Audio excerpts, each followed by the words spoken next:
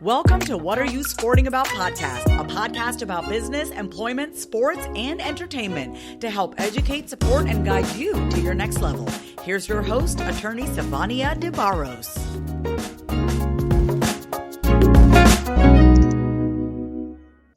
Hello, everybody. It is Sivonnia DeBarros, the protector of athletes, and I am so happy that you are here with us today. Before I bring in my amazing guest, I do want to remind you all that I have an amazing book that is dropping July 31st of this year called Athletes Making Moves. It's all about name, image, and likeness, and I know that you've heard it. Even if you don't know anything about sports, I know that you know, okay? So, hey, I know that you know, okay? I want you to join me on July 31st of this year to talk about name, image, and likeness, what it's doing in college sports, what it's going to allow for college athletes, but also how does it impact professional athletes? Name, image, and likeness is something that it's been here in an intellectual property space for quite a long time, but a lot of athletes don't know that they also too have name, image, and likeness. So I am going to bring in my guest, Miss Monae Everett. I've been after her for a while, trying to get her on the podcast. I love everything that she's been doing and that she has achieved in her business in the hair industry. She is touching lives and making a great impact. And that is what we are all about here on What Are You Sporting About podcast. So let's bring her in. Monae is absolutely amazing. And I cannot even remember the room that we met in on Facebook, because I think that's how we met. And I remember us just chatting and talking.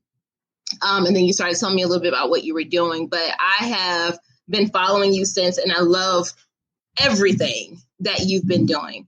And so I just want to tell the folks a little bit about you. If they don't already know, they better get to know. Okay, Miss Monae Everett, who is a celebrity hairstylist, author, and public speaker. And she has also over 18 years of experience. Her work can be seen in media ranging from Harper's BAZAAR to Yahoo and Essence to Hair's How. So look, Monae, tell us more about you, what you're up to, some of the people that you worked with, and then we're going to kind of pull that over into kind of like a sports conversation around hair. Yeah, absolutely. So I just celebrated 20 years and I was like, man, with the pandemic, it kind of slid by me. I am blessed that I got into a career that I loved very early on. I absolutely love beauty. I am blessed to work with a lot of Dominique Fishback, who was the lead lady in Judas and the Black Messiah. I've worked with Taraji P. Henson, Viola Davis, a lot of Disney girls, a couple of soccer players. Oh my goodness, I hate when I'm ready to say a name and it jumps out of my head. Skylar Diggins-Smith is one of my favorite clients from the WNBA. And I recently created a show called the Texture Style Awards. And I created this show because unfortunately in my 20 years, while I've seen a lot of amazing parts of the beauty industry, I've seen a lot of not so great parts of the beauty industry where different beauty types are ignored, different hair textures are overlooked. And, you know, at this point, I'm ready to see all hair textures celebrated and the beauty pros who make them possible. I'm ready to see them get slayed. So I created the Texture Style Awards, which is going to be this Monday, July 5th at 8 p.m. That is so awesome. So tell us more about the Texture Style Awards, who's competing, what they get if they win anything, because I'm super excited about this. Yeah, so the Texture Style Awards are awesome. It was absolutely a labor of love and a rally cry to both the beauty industry and the entertainment industry saying, hey, we're ready for some changes. We have that talent. So there were over 350 entries. Any hairstylist in the U.S. could enter, whether you work in the salon, on set, on productions, entertainment. I don't care if you work at the morgue. You could submit, and the 4 categories are the 4 hair textures: straight hair, wavy hair, curly hair, and kinky coily hair. and all you had to do was send a great picture of your model. It was voted on by 18 esteemed judges. So we had 350 entries by over 100 entrants, and it was voted on by 18 esteemed judges, some of them celebrity hairstylists, some salon owners, some brand ambassadors. So this really opened up doors for different hair pros in the industry because, we're always hearing, oh, the only folks people care about are the ones who are super popular on Instagram or the ones who style celebrities. And I wanted to debunk that myth. So the 18 judges voted it down to 10 in each category. That took us to 40. Then we opened it up to public voting. And I was simply going to announce the winners, but we got over 27,000 public votes. You hear me? 27,000 people cared enough to vote. So I said, no, we must have grown up. We have to do better. We can't just announce it. So now we're down to the top 4 in each category. And there are 4 nominees in the straight hair, wavy hair, curly hair, and the kinky coily competition. We also honored the Change Agent of the Year. So another young woman, Kia Neal, who is breaking down barriers in this industry. And we are acknowledging Beauty Personalities of the Year. So we have another podcast who's doing a great job showing all of the different voices in the beauty industry and promoting them. And we will also be naming New Talent of the Year. And this is someone who basically did the best and swept all the awards. That is awesome because I don't think people really recognize that with diversity issues, it can also be a matter of the hair industry. So I'm a person who love hair. I actually went to cosmetology school before I even went to college. So that's a fun fact about me that a lot of people don't know. But this is also an area of contention, especially in the corporate America space as well. So I recently had did an interview on hair, and hair discrimination, but it's not a national protection for Black and brown individuals. So I love the work that you're doing to create a platform for other people to showcase not just their work, but their love for our hair. And I love the categories. Yeah, and it's all textures. This is not a race thing. A lot of people think when I'm saying texture, I am being tongue in cheek and saying Black. No, if you're a hairstylist, you should be able to do every hair texture. There's only 4 hair textures. It is a complete mislead when people say, oh, it's about Black and white. I'm like, yeah, but when Hispanic people who have curly hair go to the salon, they struggle to get their hair done. When you have stereotypically Asian hair and they want their straight hair cut, they have a hard time because people can say the hair is too straight. So it's about taking some ownership. We need to style all hair textures. And to help, I actually provided multiple free classes that anyone could take in all 4 categories: straight hair, wavy hair, curly hair, and kinky coily, because I wanted people to be able to enter and not say, well, I don't have that skill, or not hide behind their ignorance. And yeah, I'm so happy that the Crown Act has been passed. It's unfortunate that, hair protection is not national, but did you know, Black hair in particular has been marginalized and had laws against it since before this country was a country. Since the colonial days, we had the freaking Tegan laws saying that Black hair specifically, that's when it was about race. Black hair specifically. Absolutely. Had to be covered. So it's crazy that people say they don't care about hair. Hair is so minute. It doesn't matter. But there are all these laws regulating how we look. So clearly someone cares. Absolutely. And you're so right. When you think about Latino, and specifically, I also think about my Dominican sisters and brothers who know how to get up in that kinky curly or that wavy hair, and they make it happen no matter what. But you're right. We want to make sure that there is an inclusive space for all people of all, with different types of hair. You reminded me of what happens because I've seen this actually, where there's a Caucasian kid with super curly hair that's pretty thick.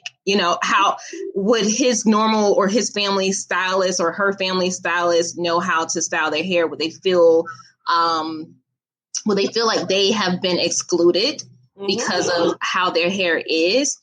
There's so many conversations we can have around here and just feeling like you've been excluded from a particular group, or, you can't do certain things because your hair is a certain way, or you're branded as a different type of way because your hair is not straight or wavy or fine or what have you. So I love all of this that you're doing. Yeah. And so you said it airs or launches on July 5th.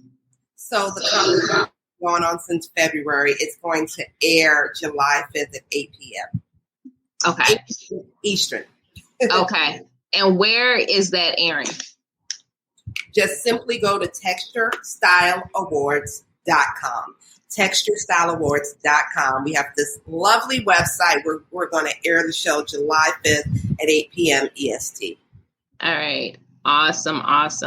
So I want to switch gears a little bit because, as you know, I ask everyone on this show, what does What Are You Sporting About mean to them? And the reason why I ask this question is because I want people to recognize the fact that, yes, I talk to a lot of athletes and I talk to people that are connected and around sports, but the question is so much bigger and broader than that. Everyone should be sporting for something in their life. So, Miss Monae, what does this question, what are you sporting about, mean to you? I am sporting specifically about diversity and inclusion in the beauty industry, not just the beauty standards that we see on the screen, but getting those of us who are talented these opportunities to make it to major productions, major markets, and acknowledgments. Love it. All right.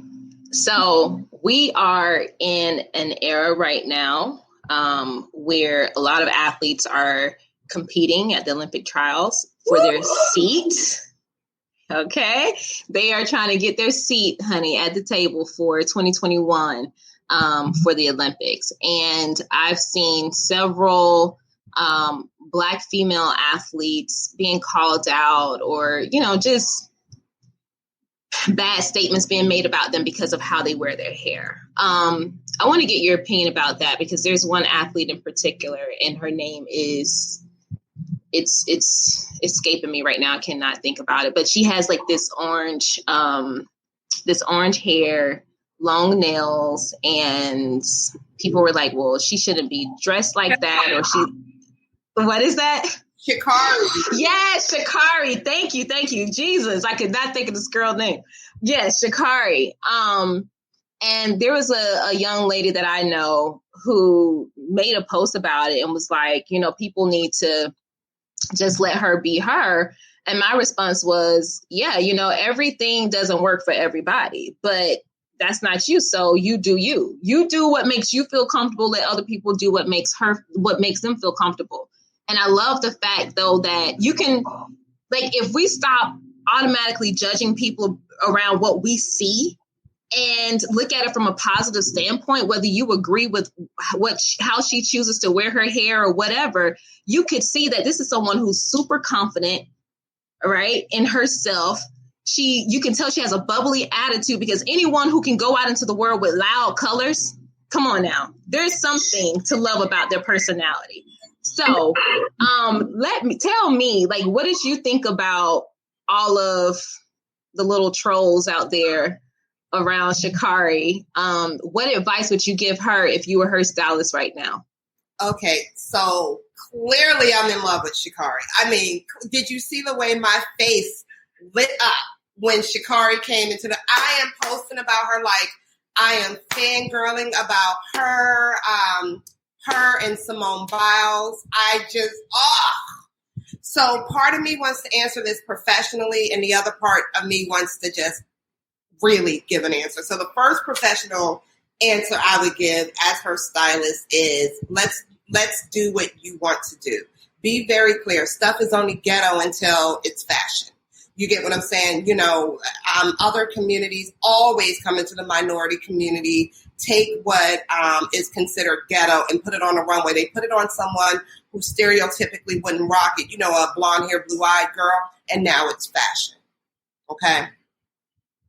I assume, well, also Sha'Carri also did an interview recently with her hair in an afro and no makeup, and everyone had a problem with that as well. So the issue is not the orange hair. The issue is her. They don't like her ethnic name.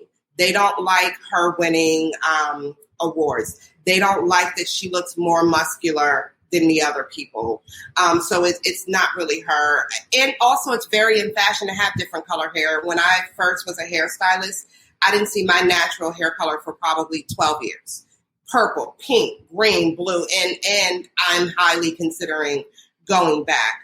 Sometimes I wake up and I'd be like, what's the most ghetto look that I can pull off right now? And my reason for doing that is because when you're in spaces that somebody ghetto would not have the opportunity to go, sometimes you just want to remind people, I'm that same person. What she say, I'm that girl.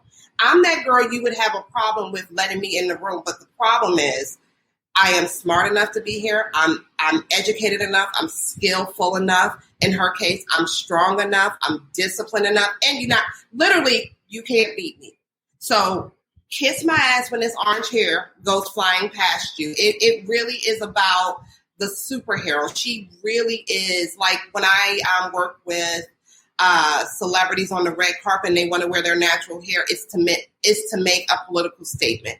She is using beauty standards to make a political statement. Y'all like it when Kylie wears this different color hair. Y'all love her long nails, just like Cardi B. It was considered really ghetto and hood, but Cardi B has really long decorative nails, and all of a sudden, because she's more mainstream, is considered fashion. I am 10,000% down for Sha'Carri. There's another Jamaican runner who has green hair.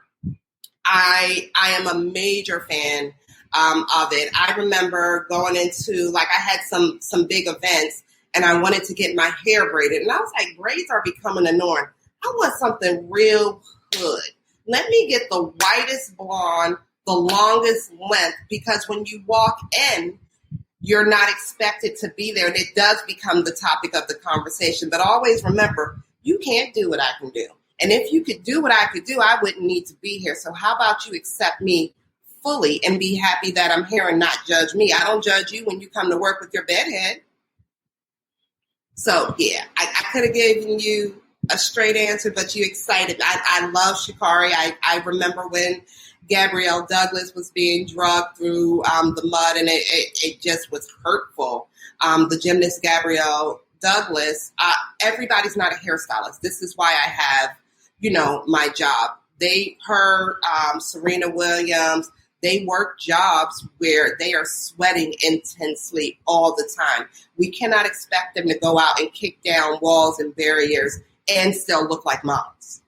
Doesn't work that way. It's crazy. I mean, I'm even impressed with female athletes who wear makeup. Yeah. And their hair is a certain way that's unbothered by all that power that they exude. I'm like, whoa, what are y'all using? Because this is amazing. But no, you're right. And it really pissed me off with Gabrielle, because, I mean, we're talking about a child, someone's child, right? And Lashinda Dimas said this. She's a former Olympic athlete, that there was a point for her where she was the best, and she was the best for herself too. And that wasn't enough for people. No, it's not. And it's so sad though, because it's like, what are we telling our kids? And specifically, what are we telling people who are they're at the cusp of pouring into our Black female athletes? Because that's really where I'm seeing a lot of these issues arise. I don't see people tearing down our little young Caucasian girls the same way that they're tearing down our Black girls. You know what I'm saying? They have the short hairline that's been ripped out from the ponytails. They have the same breakage. But whatever a white woman does, it's fine. It must have been meant to be that way. But if a Black girl does it, it's a problem. Yeah, and that's just, it's so sad. It's so sad. So I love the fact that we have someone like you who is out here educating people, because it is a matter of education. And I always say, everything is a matter of education. It doesn't matter what it is. Like if you want something to be better, if you want to change something, then you have to implement education in your own life. And so you can educate your own self about what can I do to my hair, to either stop breakage, or how can I wear my hair to protect it, like in protective hairstyles, like a lot of Black and brown people do to this day. But what advice would you give someone like Miss Gabrielle Douglas, our young gymnasts and young athletes out there who are struggling with image because of what the social status says that they should look like? Yeah, I would simply say the only thing left to do is ignore it. My assumption is the reason why they are not out in protective styles is either it doesn't work for the sport because they're sweating so much, or they're simply not allowed to. A broken hairline is a broken hairline. You'll find it on every ethnicity. Clearly they're going down. I'm assuming they're gelling it down as much as possible. There is a hair and makeup crew that travels with them. So all you can do is ignore it and concentrate on your sport. And I would love to give more advice. There's no more to be given. They work out every day. It's not like, the average person who works out, 1 to 3 days a week and then they can maintain their hair the other days. This is these young women's job. They eat well. They're active. There's nothing more you can do. Stand up with pride and know that you have represented the country, not just your community, the country. And I wanted to bring up another woman. Remember the woman on the sidelines that they gave that horrible time about her hair? She was an NFL announcer. I vaguely remember that. Oh my gosh. How long ago was that?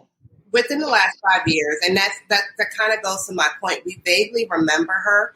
And the reason why people say hair doesn't matter, but every week they assaulted this Black woman about her hair when the wind blew and stuff. She's no longer an NFL commentator. She no longer has a show. She was one of the first Black women to be on the sidelines. It's windy in some of those categories. Her wig, her hair blew back. You can see her tracks, this, that, and the other. Okay, she didn't have a hairline. When white women are out there and their hair blows back and it's standing straight up on their head, no one says anything. So I'm bringing this up to say, while y'all think it's funny to pick at and tease people about their hair, it literally is stopping their bag. And I bring her up because she lost her job. I bring up Gabrielle Douglas because it made her suicidal. I bring this up in entertainment because you'll never see a Black woman nominated for a SAG award, an Image award, a Oscar if she looks crazy in the movie. Looks matter. Mm-hmm. It does. But we also have to be cognizant of why we say or how looks are supposed to matter, because there's this subjective Western standard about what beauty really is, and that's not inclusive. Yeah. Because we don't look like the Western standard of what beauty is supposed to be. You know what I'm saying? And I'm going to have to do some research on this young lady, because I definitely remember hearing about this, but I cannot remember her name. And you're so right. And this is also a point that I totally wanted to bring up when you were talking about Sha'Carri. Representation matters, right? And to have someone like this announcer in the space that she was in, we need more Black women in those spaces to showcase their beauty in every single way. The way that you speak, the way that you stand, the way that you walk, the way that you command attention, and the way that you wear your hair. Right? Because, that's all a part of beauty. It's all a part of who you are. And beauty has so many different phases and faces to it. It shouldn't just be this one-dimensional level of what is representative of beauty.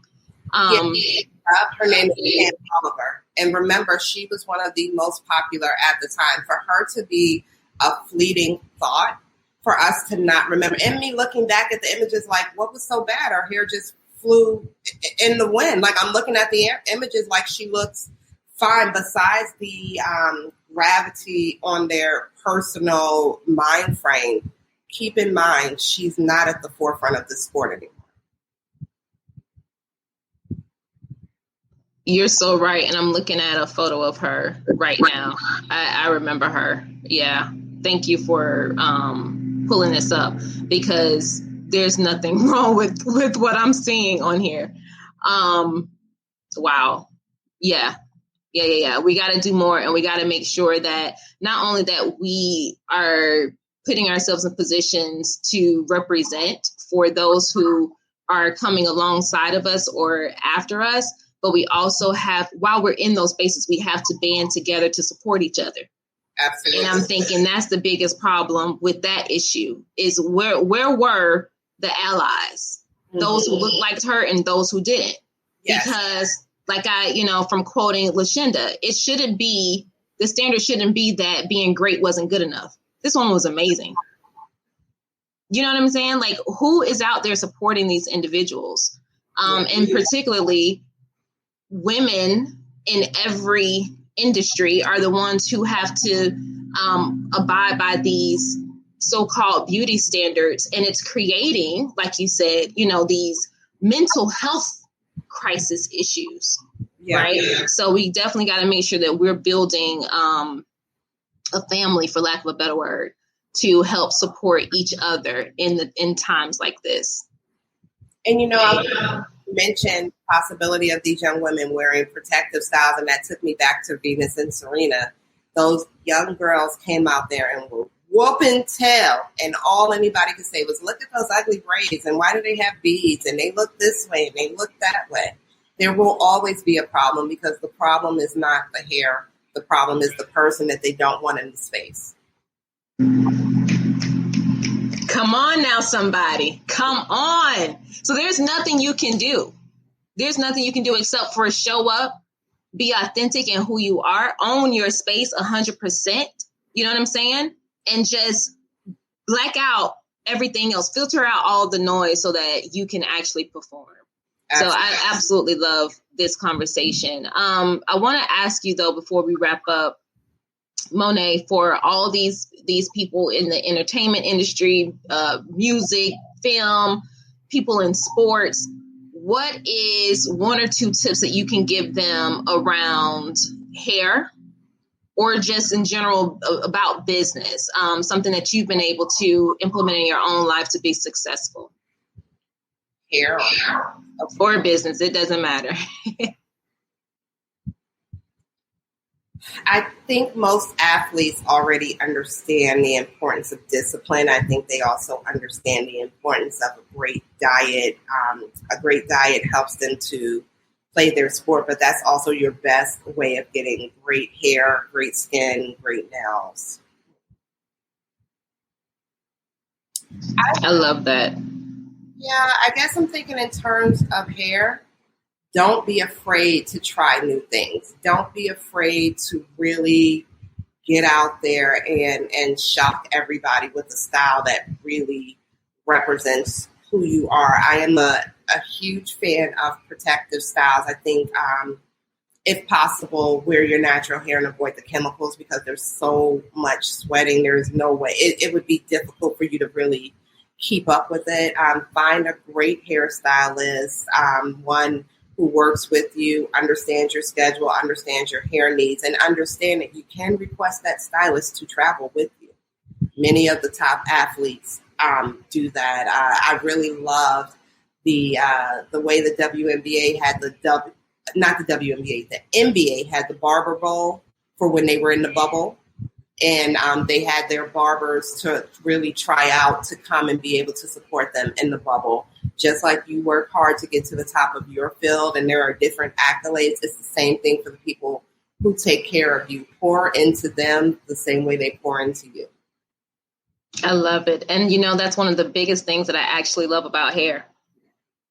As a hairstylist, you're kind of like a preacher in a way. I mean, think about it, because your hair is your crown, it's your glory, and it's already a privilege to be in someone's hair. But not only that, think about the picturization of having someone standing over your head and you're speaking to them. It's like you're speaking over them, you're covering them. And when you can speak into them, you can breathe so much life and hope and motivation and inspiration into these people. And sometimes you never even know what someone may be dealing with on the inside before they sit in your chair, but they can leave out of that chair feeling free and encouraged to move on, and to really just go hard at approaching another day with a new way, a new perception of things. Yeah. And Gabrielle Douglas was brought up. Little did we know that she was dealing with sexual abuse at that time.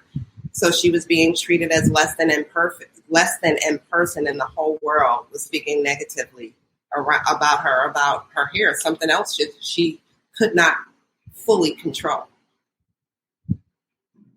I absolutely agree to that. Well, Monae, it was my pleasure to have you on this podcast. I'm super excited to see the Texture Style Awards. Let me get that 100% right. So July 5th, guys, make sure that you go to texturestyleawards.com. It will air. Remind us of the time again. 8 p.m. Eastern at texturestyleawards.com. 8 p.m. Eastern, texturestyleawards.com. Just log in and it'll be right. Just go to texturestyleawards.com and it'll be right there waiting for you. Thank you so much. Thank you for being amazing, for all that you are doing, for the lives that you are touching while you're being folks' stylist. Thank you. And thank you for coming on here to share part of your journey and some words of wisdom with us. So without further ado, we will let you guys go. Thank you for tuning in on this episode of What Are You Sporting About with Monae Everett. Until next time, we will check you later. Ciao.